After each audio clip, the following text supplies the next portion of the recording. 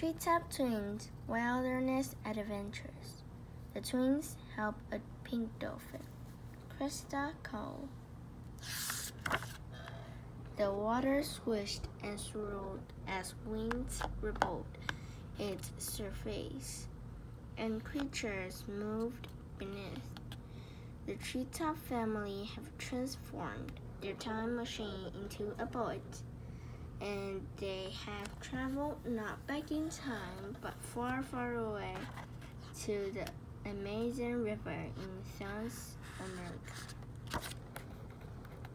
The Treetop Twins and their parents, Professor Pablo and Professor Penelope, had left their boats by the side of the river and were walking beside the flooded banks of the Amazon.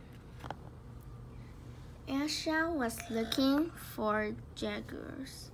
Alfie was looking for piranhas. Ted was looking for caimans. And Tulip was looking for unicorns.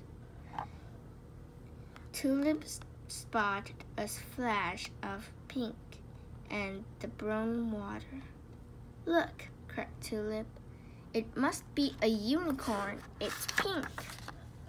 "Unicorn isn't pink," said Ted. "And more importantly, unicorns aren't real."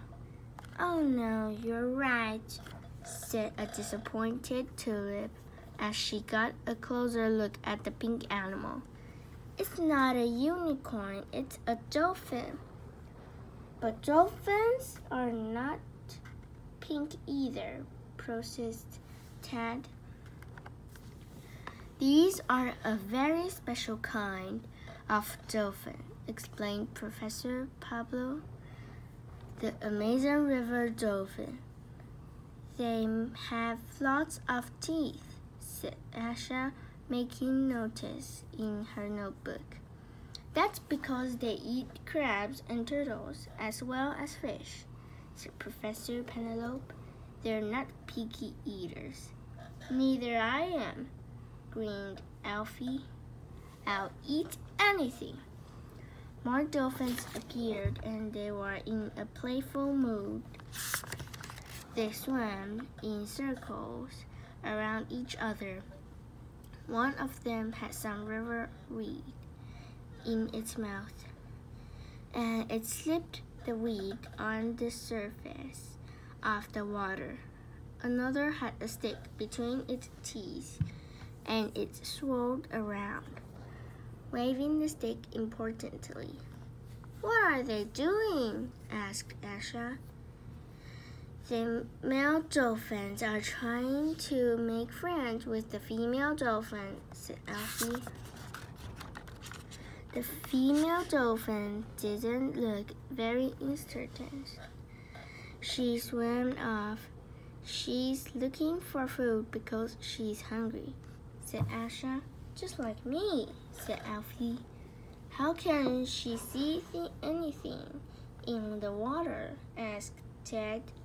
"It's so muddy." "Dolphins hunt using echolocation," explained Professor Penelope. "They make lots of clicks and whistles, and the sound bounces back, telling them wherever everything is." Asha was drawing pictures in her notebook when a noise from above caught her attention. Looking up, she saw a little bird doing dance moves on a branch to make friends with a female bird. Squawk! And then suddenly, the bird lost its balance and fell off the branch, squawking as it fell.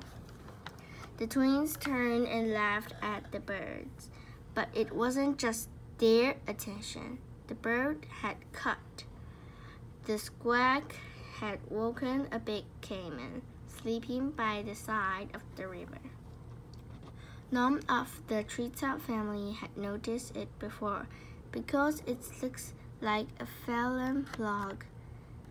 It got slowly to its feet. and slipped into the water. "Oh no, it's heading for the female pink dolphin," said Ted. "I wouldn't worry," said Professor Pablo. "Dolphins are a lot cleverer than caimans. She'll be fine."